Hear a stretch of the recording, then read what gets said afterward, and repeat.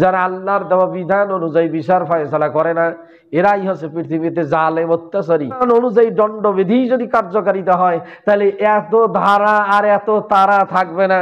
কি কথা বুঝেন? আল্লাহর বিধান অনুযায়ী বিচার ফয়সালা হবে। তাহলে আজকে ইনসাফ ভিত্তিক সাক্ষ্য দানকারী থাকতে হবে, ইনসাফ ভিত্তিক মানুষের চরিত্রে পরিবর্তন করতে হবে। ইসলামী দণ্ডবিধি কার্যকরী করতে গেলে প্রত্যক্ষ সাক্ষী হওয়া লাগবে। অন্যায়ভাবে সাক্ষী দেওয়া যাবে না, প্ররোচিত হইয়া সাক্ষী দেওয়া যাবে না, আত্মীয়তার লেশের কারণে মিথ্যা সাক্ষী দেওয়া যাবে না।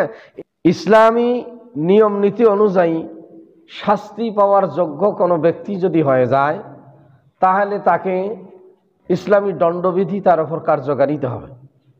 হাদিস আল্লাহ নবী বলছেন যে, বুখারী মুসলিম আল্লাহ রসুল এই হাদিস খানা ফরমায়েছেন। আল্লাহ নবী বলতেছেন, ওয়ান আব্দুল্লাহ ইবনে ওমর রাদিয়াল্লাহু তাআলা আনহু قال قال رسول الله صلى الله عليه وسلم।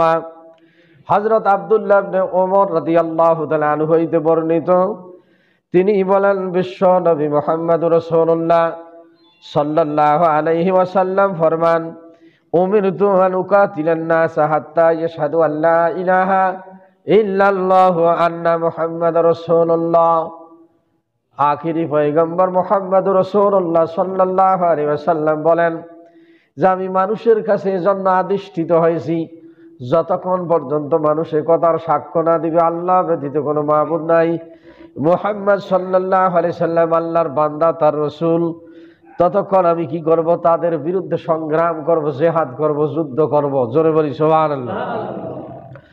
যদি সাক্ষ্য দেয় যে আল্লাহ ব্যতীত কোনো মাবুদ নাই এবং মুহাম্মদ সাল্লাল্লাহু আলাইহি সাল্লাম আল্লাহর রাসূল, এরপরে তারা কি করবে? ওয়ায়ুকিমুস সালাতা, নামাজ কায়েম করবে, ওয়াইতুজ যাকাতা, যাকাত প্রদান করবে।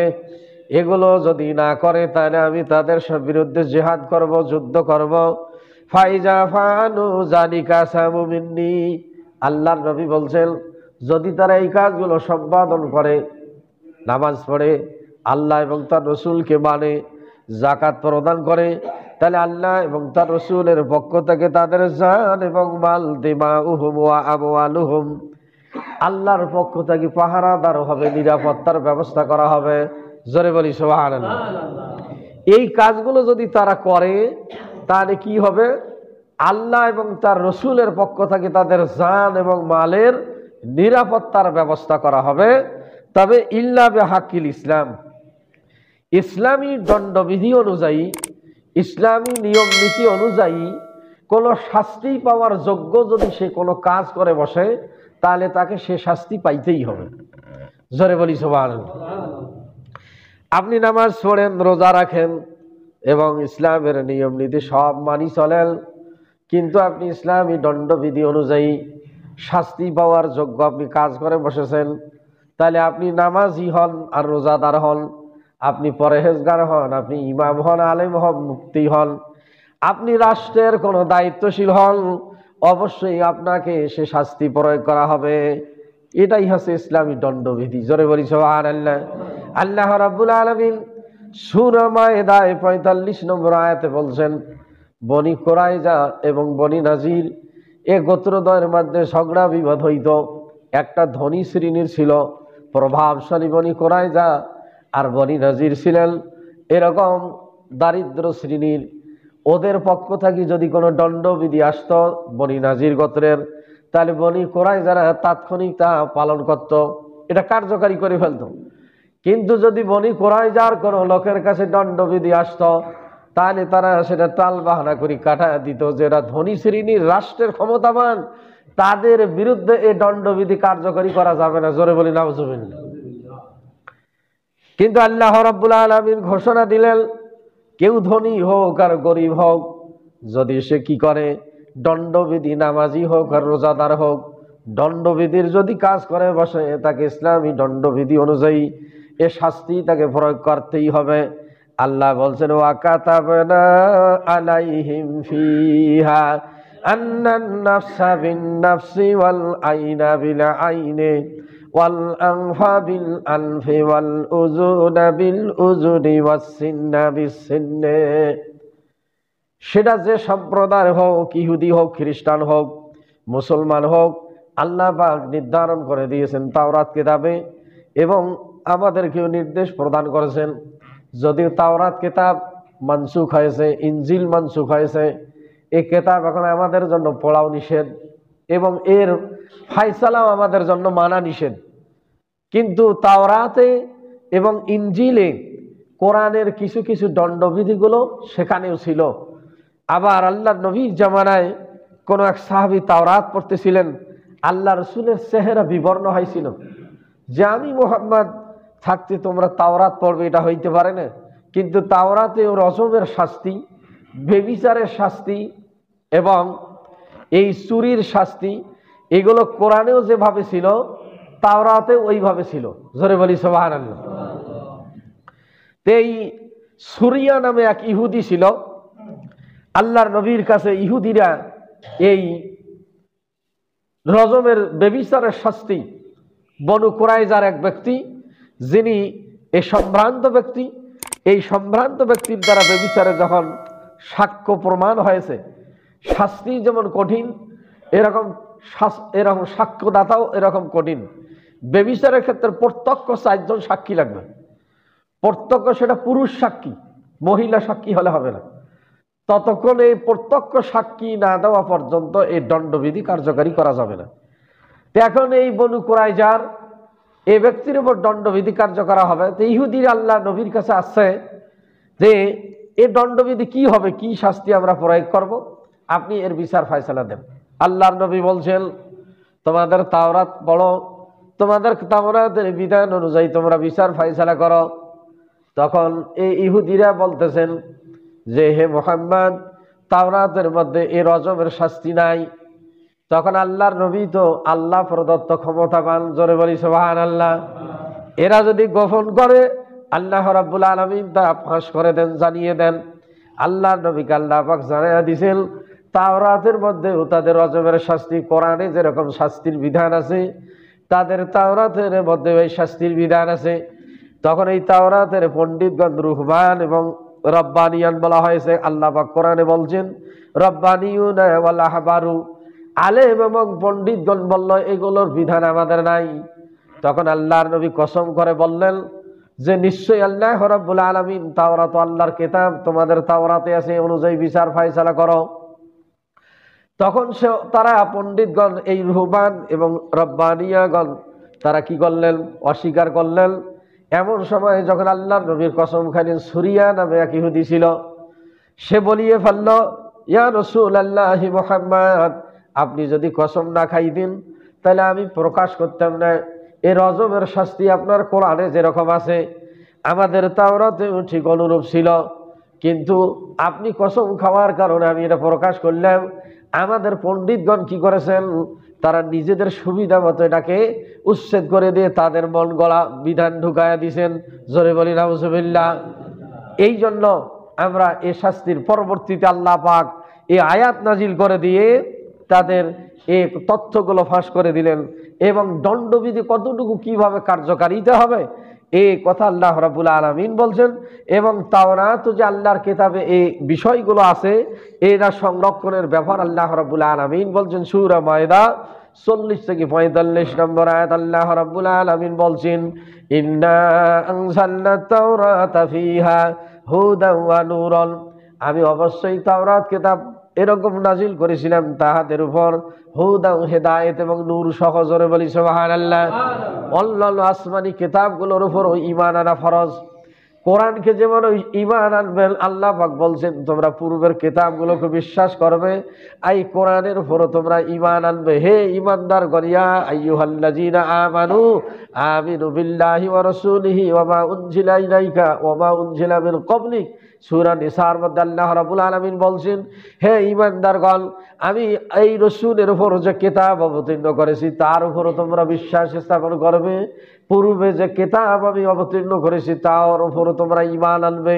এই কিতাবের উপর যদি আপনি একটা কিতাব মানেন আর একটা কিতাবের উপর বিশ্বাস না স্থাপন করেন তাহলে আপনি ঈমানদার হবেন না। জোরে বলি নাউজুবিল্লাহ। তাওরাত তো আল্লাহর কিতাব, কিন্তু এখন এর বিধান মানসুখ আমরা এটা তেলাওয়াত করি না এবং এটা আল্লাহ পাক মানসুখ করেছেন, কিন্তু ঈমান রাখতে হবে এটা আল্লাহর কিতাব। ইহুদি খ্রিস্টানেরা তাদের মন গড়া মন্তব্য এই কিতাবগুলোতে ঢুকাইয়ে দিয়েছেন, এই জন্য এগুলো এখন পঠিতব্য, নিষিদ্ধ। তা আল্লাহ বলছেন আমি তাওরাতকে হুদা এবং নূর হিসাবে প্রেরণ করেছি। ইয়াহকুমু বিহান নাবিয়ুনা আল্লাযীনা আসলামু লিল্লাযীনা হাদু ওয়ার রাব্বানিয়ুনা ওয়াল আহবার। আল্লাহ রাব্বুল আলামিন বলছেন এই তাওরাতের বিধান অনুযায়ী নবীগণ, তাদের আলেমগণ এবং তাদের পণ্ডিতগণ কি করত? বিচার ফয়সালা করত। আর বিমাস্তুহফিজু মিল কিতাবিল্লাহ, আর আমি তাদেরকে দায়িত্ব দিয়েছিলাম তোমরা আল্লাহর এই কিতাবের সংরক্ষণ করবে।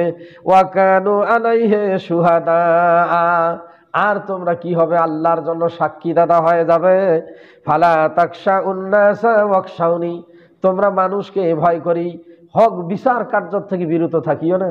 ওয়াকশাউনি, তোমরা আল্লাহকে ভয় করো, আমি আল্লাহকে ভয় করো। জোরে বলি সুবহানাল্লাহ। অনেক সময় মানুষের ভয়ে হক কথা বলে না, মানুষের ভয়ে ন্যায় বিচার করতে বাধাগ্রস্ত হয়ে যায়। হয় প্রভাবশালী, অথবা আত্মীয় স্বজন, অথবা নিকটাত্মীয়, বিভিন্ন কারণে মানুষ কি করে? এই ন্যায় বিচার থেকে তাদেরকে কি করেন? ইসলামী দণ্ডবিধির থেকে বিরত রেখে আল্লাহ বলছেন তোমরা তাদেরকে ভয় করিও না, মানুষকে ভয় করিও না, আমি আল্লাহকে তোমরা ভয় করো। ওয়ালা তাশতারু বিআয়াতি সামানান কালিলা, আর আমার আয়াতকে তোমরা স্বল্প মূল্যে বিক্রয় করিও না, আমার বিধানকে এরকম তোমরা মন গলা দিয়ে কি করো না? অন্যত্র বিক্রি করিও না, তুচ্ছ মনে করিও না, তাচ্ছিল্য মনে করিও না। ওয়া মান লাম ইয়াহকুম বিমা আনজালাল্লাহু ফাউলাইকা হুমুল কাফিরুন। আল্লাহ রাব্বুল আলামিন বলছেন যারা আল্লাহর দেওয়া বিধান অনুযায়ী বিচার ফয়সালা করে না, এরা হচ্ছে কাফের। জোরে বলি নাউজুবিল্লাহ। অনেকে মনে করে কোরআন দিয়ে রাষ্ট্র চলতে পারে, এটা কি সম্ভব? জোরে বলি নাউজুবিল্লাহ। যারা নামাজ পড়েন আর এই আকীদা পোষণ করেন যে কোরআন দিয়ে রাষ্ট্র চলতে পারে না, তাদের ঈমান থাকবে না, এরা কাফের হয়ে যাবে। তওবা করি, নতুন করে ঈমান আনতে হবে। আল্লাহ বলছেন আল্লাহর দেওয়া বিধান অনুযায়ী যারা বিচার ফয়সালা করে না, এরা হচ্ছে কাফের। আল্লাহর কথা মাল্লাম ইয়াহকুম বিমা আনজালাল্লাহু ফাউলাইকা হুমুল কাফিরুন।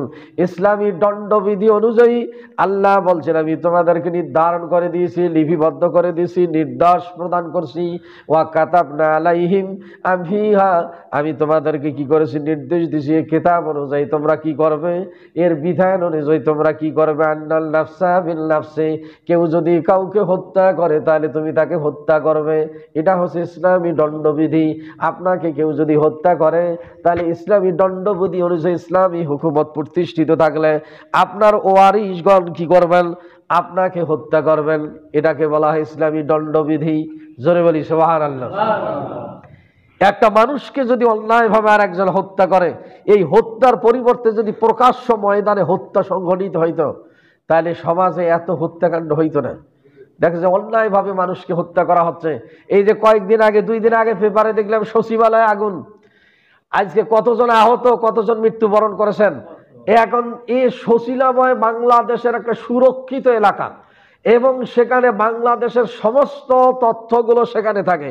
সেখানে আগুন কোথা থেকে আসে, কে আগুন লাগাইলো, কিভাবে আসলো, কেন আগুন লাগায় মানুষকে হত্যা করানো হচ্ছে, ইসলামী দণ্ডবিধি এগুলো যদি প্রমাণিত হইতো, প্রকাশ্য ময়দানে তাদের যদি শাস্তি হইতো, তাহলে এইরকম দুর্ঘটনা ঘটানোর সাহস কেহই পাইতো না। আজকে এই চাঁদপুরের যে জলযান, যে নৌযানে 7 জনকে খুন করা হলো, এখন তারা ইচ্ছাকৃতভাবে 7 জনকে খুন করলো। এখন এই খুনের পরিবর্তে যদি একজন কাকে ধরা হয়েছে, এই খুনের পরিবর্তে যদি খুন প্রকাশ্য ময়দানে হইতো, হত্যার পরিবর্তে যদি হত্যা হইতো, তাহলে দেখা যাইতো সমাজে এই অন্যায় অপকর্ম দুর্বৃত হইতো।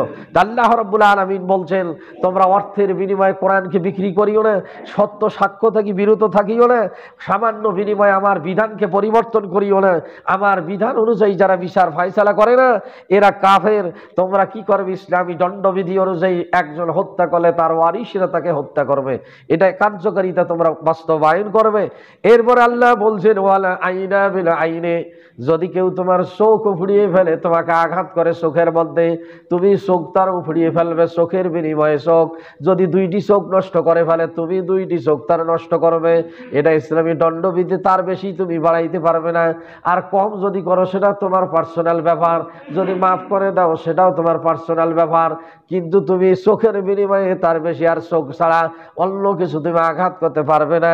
এরপর আল্লাহ বলছেন ওয়াল আনফা বিল আনফে, নাকের পরিবর্তে নাক, কেউ যদি আপনার নাক কর্তন করে দেয়, নাক ফেটে ফেলায়, আঘাত প্রাপ্তর দ্বারা হোক বা যাই কিছু দ্বারা হোক, তাহলে নাকের বিনিময়ে নাক আপনি থাকেন, আল্লাহ পাক বলে দিলেন।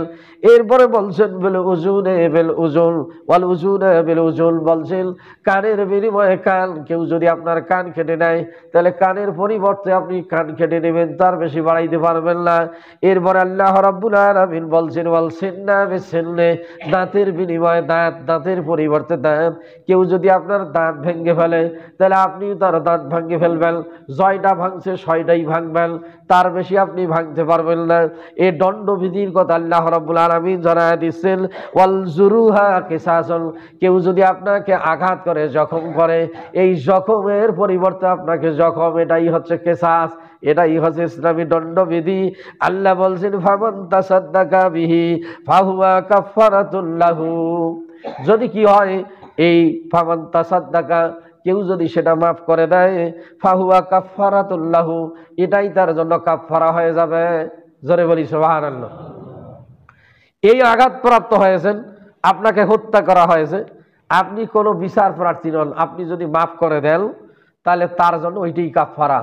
ইসলামী বিধান অনুযায়ী, ইসলামী দণ্ডবিধি অনুযায়ী তিনি আর শাস্তির যোগ্য হবেন না। এটা ইসলামী দণ্ডবিধি। আল্লাহ রাব্বুল আলামিন বলছেন অন্য জায়গায় সূরা মায়েদার 30 নম্বর আয়াতে আল্লাহ রাব্বুল আলামিন বলছেন যে চোর যদি চুরি করে, নারী হোক আর পুরুষ হোক, তাদের কি করো তোমরা হাত কেটে দাও।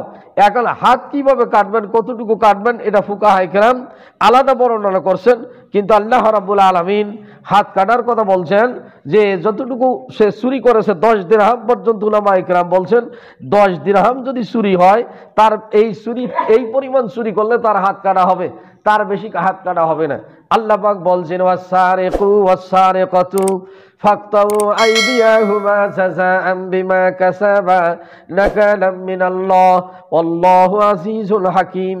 আল্লাহ রাব্বুল আলামিন বলছেন চোর নারী হোক আর পুরুষ হোক, তোমরা কি করো, ফাকতাউ আইদিয়াহুমা, তাদের হাতগুলো তোমরা কেটে দাও, আর জাযাআন বিমা কাসাবা নাকালাম মিনাল্লাহ, আল্লাহ রাব্বুল আলামিনের পক্ষ থেকে এটা হচ্ছে তাদের দণ্ডবিধি, এ তার হচ্ছে প্রতিদান, এটা হচ্ছে তার শাস্তি। আল্লাহু আজিজুল হাকীম, আল্লাহ রাব্বুল আলামিন পরাক্রমশালী এবং বিজ্ঞানময়। জোরে বলি সুবহানাল্লাহ। এই হাত কাটার বিধান চুরির ক্ষেত্রে আল্লাহ রাব্বুল আলামিন বলছেন ওখানে 6টি বিধান আল্লাহ রাব্বুল আলামিন জারি করেছেন, এটা ইসলামী দণ্ডবিধি অনুযায়ী সে কি করবে, এ শাস্তি প্রয়োগ করা হবে।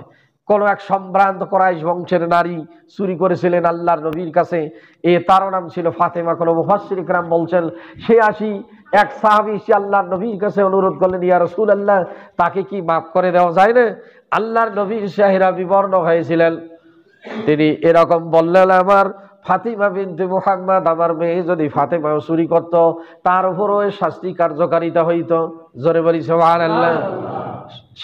বিচার কাকে বলে, ইনসাফ কাকে বলে, এটা আল্লাহ রাব্বুল আলামিন এই যে বিধান দিয়েছেন, আল্লাহর নবী তা দুনিয়াতে দেখায়া দিয়েছেন, এটা প্রয়োগ কিভাবে করতে হয়, শাস্তি কিভাবে দিতে হয়, এটাও দিয়েছেন। এরপরে আয়াতে আল্লাহ বলছেন ওয়া লাম ইয়াহকুম বিমা আনজালাল্লাহু ফাউলাইকা হুমুজ জালিমুন, যারা আল্লাহর দেওয়া বিধান অনুযায়ী বিচার ফয়সালা করে না, এরাই হচ্ছে পৃথিবীতে জালেম, অত্যাচারী।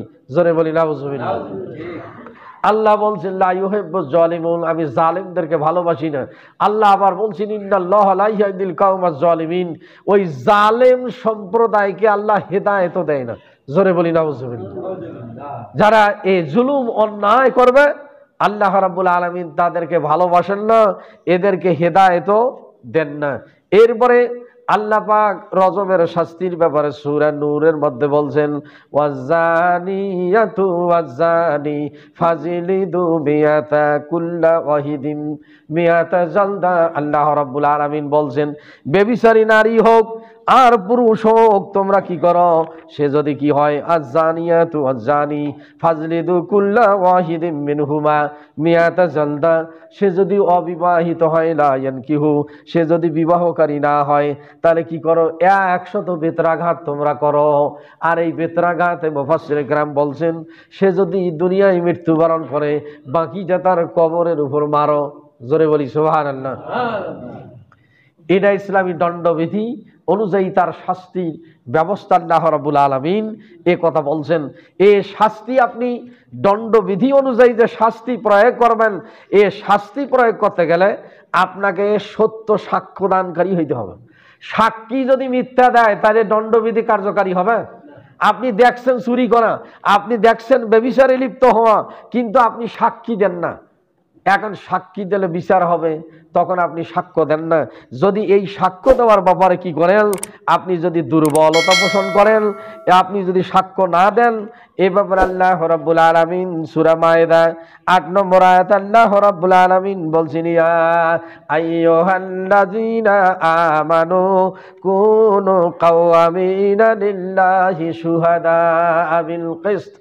আল্লাহ রাব্বুল আলামিন বলছেন, হে ঈমানদারগণ, তোমরা আল্লাহর জন্য সত্য সাক্ষ্যদানকারী হয়ে যাবে। জোরে বলি সুবহানাল্লাহ। আল্লাহর জন্য সত্য সাক্ষী হয়ে যাবে।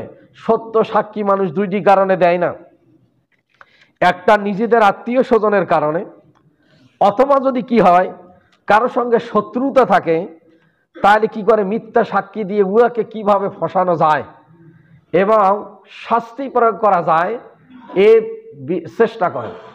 একদিকে শত্রুতার কারণে উল্টা সাক্ষী দেয়, আবার অনেক সময় নিকটাত্মীয়, পিতামাতা, আত্মীয় স্বজন, নিজেদের দলের লোক যদি অন্যায় করে, তাহলে তার পক্ষে সাক্ষ্য দিতে চায় না, বা নিজের আত্মীয় স্বজন। এই দুটি কারণে মানুষ সত্য সাক্ষী দেয় না।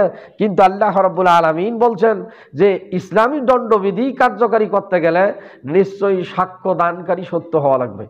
কি কথা বুঝতেছেন আমার? এই ব্যাপারে আল্লাহ বলছেন যে তোমরা আল্লাহর জন্য কি করবে, সত্য সাক্ষ্য দানকারী হয়ে যাবে। ওয়ালা ইয়াজরিমান্নাকুম শানাআনু কওমিন আলা আল্লা তাদিলু। আল্লাহ রাব্বুল আলামিন বলছেন, তোমাদেরকে যেন কোনো শত্রু সম্প্রদায়ের বিদ্বেষ যেন তোমাদেরকে প্ররোচিত না করে, আল্লাহ তাদিলু, ইসলামী দণ্ডবিধি কার্যকারী করতে, সত্য সাক্ষ্য দান করতে। কোনো শত্রুতা আছে, কারো পূর্ব শত্রুতা আছে, এখন সত্য সাক্ষী দিলে বাঁচি যাইবে, অতএব মিথ্যা সাক্ষী দিয়ে একে কিভাবে এরকম শাস্তি প্রয়োগ করা যায়, হেনস্থা করা যায়, এই কাজ তোমরা করিও না। জোরে বলি নাউজুবিল্লাহ। আবার সূরা মায়েদায় 135 নম্বর আয়াতে আছে, এ সত্য সাক্ষীর ব্যাপারে আছে। তাফসীরে মারিফুল কোরআনের মধ্যে এসেছে, এর মধ্যে নম্বরপত্র একটা, সার্টিফিকেট একটা, এর বলছেন নম্বরপত্র, সার্টিফিকেট এবং ভোট দান, এই সাক্ষর ব্যাপারে, ন্যায় নীতির ব্যাপারে তোমাকে ইনসাফ করতে হবে। নম্বরপত্র, আপনি টিচার খাতা কাটেন, আপনি শিক্ষক, আপনার ছেলে পরীক্ষা দিছে, মেয়ে পরীক্ষা দিছে, অথবা নিকটাত্মীয় পরীক্ষা দিছে, যদি আপনি দুর্বলতা দেখেন যে এটা খাতাটা তো আমারই, সংশোধন করিয়ে বেশি নম্বর দিতে হবে, তাইলে আপনি ইনসাফকারী নন, আপনি সত্য সাক্ষ্যদানকারী নন। জোরে বলি নাউজুবিল্লাহ। এর কারণে কিয়ামতের দিন আপনাকে জবাবদিহিতা করতে হবে। সার্টিফিকেট, আমাদের দেশের ডাক্তারদের সার্টিফিকেট অনেক সময় 326 ধারা এবং মার্ডারের ব্যাপারে ডাক্তারদের একটা সার্টিফিকেট বিশাল কোর্টে গ্রহণযোগ্য হয়। তারা এমবিবিএস, বিসিএস ক্যাডার দ্বারা এরকম টিএসি থাকি, তাদের সার্টিফিকেট গ্রহণযোগ্য হয়। এখন দেখা যাচ্ছে কোথায় এখানে আশা গাইছে, ইনি 326-এর হাফ মার্ডারের সার্টিফিকেট দিয়ে দিলে। জোরে বলি নাউজুবিল্লাহ। এরকম ডাক্তার আমাদের দেশে পাওয়া যায় কি যায় না? আরে টাকা দিলে 326-এর আশা গাইছে, তাও 326-এর আপনাকে সার্টিফিকেট দিয়ে দেখা গেল আপনাকে হেনস্থা করলো। তাইলে আল্লাহ বলছেন তোমাকে যেন শত্রুর বিদ্বেষ, এরকম যে ওয়ালা তাশতারু সামানান কলিলা, আল্লাহ রাব্বুল আলামিন বলছেন আমার বিধানকে সামান্য মূল্যে তুমি বিক্রি করিও না। টাকার বিনিময়ে তুমি মিথ্যা সাক্ষ্য দিলে কিন্তু দুনিয়ায় দাও, কিন্তু কিয়ামতের দিন আল্লাহ বলছেন তোমার পক্ষে কে ওকালতি করবে, সেই দিন তোমার পক্ষে কে সাক্ষ্য দেবে, সেই দিন ওয়ালা তাকুন খায়ানাতান, তুমি যে খেয়ানতকারীর পক্ষে এরকম তুমি অবলম্বন করলে সেই দিন তোমার উকিল কি হবে? জোরে বলি নাউজুবিল্লাহ। আল্লাহ রাব্বুল আলামিন বলছেন এ সার্টিফিকেট, নম্বরপত্র, এরপরে ভোটদান। ভোটদানের ব্যাপারে আপনি সত্য সাক্ষ্য, কোন প্রার্থীকে আপনি ভোট দিচ্ছেন, তার নৈতিক চরিত্র কি, তিনি কোন দলের, কি করেন, তার আস্থা কি, এ ব্যাপারে আপনাকে অবশ্যই জবাবদিহিতা করা লাগবে। এই উপযুক্ত পাত্রে যদি আপনার আমানত, এটা বিশাল বড় একটা সাফা। আল্লাহ কোরআনে কারিমে সূরা নিসা বলছেন যে এই সাফায় যে প্রকারে আপনি সুপারিশ করবেন ভালো কাজের জন্য, বলছেন ওয়ালাহু কিফলুন মিনহু, এখানে আপনার অংশ আছে। সে যদি দুর্নীতি, দুর্নাম, অন্যায়, অবিচার করে, আত্মসাৎ করে, ইতিমের মাল খায়, এরকম দেখা যাচ্ছে ভিজিএফ কাটমারি খায়, তাহলে এর দায়বদ্ধতা আপনার ঘাড়েও কিছু চাপবে। জোরে বলি নাউজুবিল্লাহ। এই জন্য তাফসীরে মারিফুল কোরআনে আসছে এ সত্য সাক্ষ্যের ব্যাপারে এটা অন্তর্ভুক্ত। নম্বরপত্র, সার্টিফিকেট, ভোটদান শত্রুর প্ররোচিত যেন আপনি না হন, এবং যেন আপনি আত্মীয়তা, নিকট আত্মীয় এবং অন্যায় এরকম পিতামাতা, এদের ব্যাপারেও যদি এরকম সাক্ষ্য দেওয়ার ব্যাপারে যদি আপনাকে দিতে হয়, আপনি ইনসাফ, সত্য সাক্ষ্য থেকে আপনি বিরত থাকবেন না। আল্লাহ রাব্বুল আলামিন বলছেন এদিলু, তোমরা ইনসাফ প্রতিষ্ঠা করো, ইসলামী দণ্ডবিধি কার্যকর করো, ইনসাফ ভিত্তিক বিচার প্রতিষ্ঠা করো, হুয়া আকরাবু লিত্তাকওয়া, এটাই হচ্ছে খোদা ভীতির অধিক নিকটবর্তী। আপনি নামাজ পড়েন, আপনি ইসলামী দল করেন, কিন্তু টাকা খায় যদি আর এক পাখে বিচার দেন, তাহলে আপনার তাকওয়া নাই, আপনার পরহেজগারিতা নাই, ওই ইসলামী আন্দোলনের কোনো দাম নাই। জোরে বলি নাউজুবিল্লাহ। তাহলে ইনসাফ কারা প্রতিষ্ঠা করবে? যাদের ভিতরে ইসলাম নাই, তারা তো ইসলাম বোঝেই না, তারা কিভাবে দণ্ডবিধি কার্যকারী করবে? আল্লাহ রাব্বুল আলামিন বলছেন হুয়া আকরাবু লিত্তাকওয়া, এটা হচ্ছে খোদা ভীতির একটা নিদর্শন।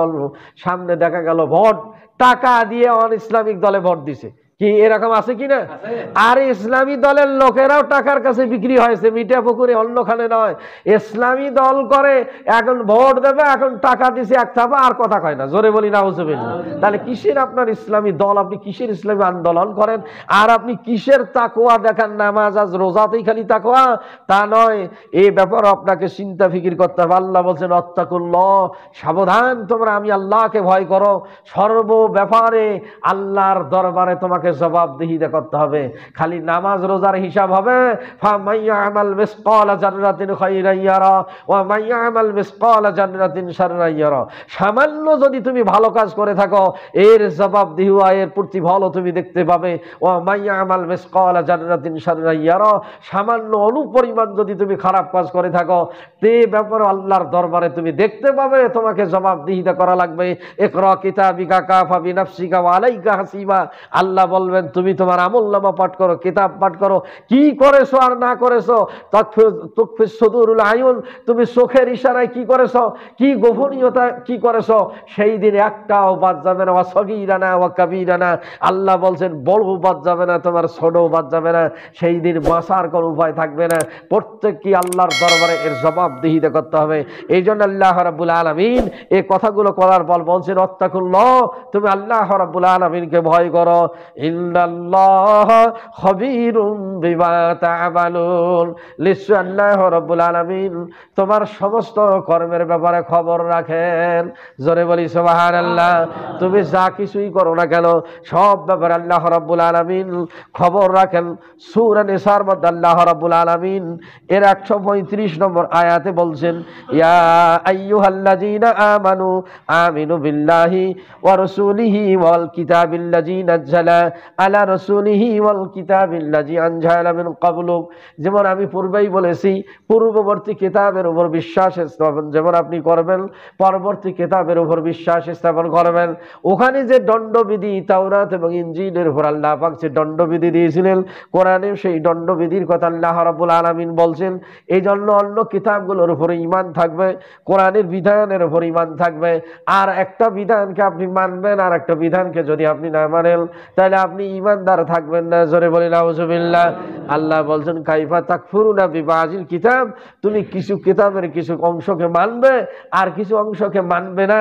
যেগুলো ইসলামী দণ্ডবিধি আছে সেগুলো প্রত্যাখ্যান করবে, আর যেগুলো তোমার আনুগত্য সেইগুলো তুমি মেনে চলবে। এতে তুমি পরিপূর্ণ ঈমানদার হবে না। জোরে বলি নাউজুবিল্লাহ। সম্মানিত উপস্থিতি, এই জন্য ইসলামী দণ্ডবিধি কার্যকারিতা করতে গেলে, আল্লাহর বিধান কার্যকারী করতে গেলে এ বিধানওয়ালা লোক প্রতিষ্ঠিত করতে হবে। এ সংসদে যারা ইসলামী দণ্ডবিধি কার্যকারিতা করবে তাদেরকে বসাইতে হবে। আবার তারাই বসলে যে ইসলামী দণ্ডবিধি কার্যকারিতা হবে তা নয়, আপনার এই ইনসাফ ভিত্তিক সাক্ষ্যদানকারী হওয়া লাগবে। যদি বিচারক ঠিক আছে কিন্তু সাক্ষী অনুযায়ী বিচার করবে না, কিন্তু আপনি দেখা যাচ্ছে অন্যায় সাক্ষী দিলেন, শত্রুতাবশত হোক অথবা প্ররোচিত হইয়া হোক অথবা দেখা গেল আপনি টাকা খাইয়া হোক অথবা আত্মীয়তার কারণে হোক, তাহলে ইনসাফ প্রতিষ্ঠিত হবে? তাহলে এজন্য মানুষকেও ভালো হইতে হবে, মানুষকেও চরিত্রবান হইতে হবে। এরপরে আপনি যে ওকালতি করবেন, উকিল যে হবে তাকেও ভালো হইতে হবে। উকিল যদি ওকালতি করে অন্যায়ের পক্ষে, ইসলাম এটাকে অ্যাকসেপ্ট করে না। আপনি যেটা দেখছেন প্রত্যক্ষ অন্যায়, এটা অবিচার, তার পক্ষে যে ব্যক্তি কি করে, তার পক্ষে যে ব্যক্তি লড়াই করে এও জালেম। জোরে বলি নাউজুবিল্লাহ।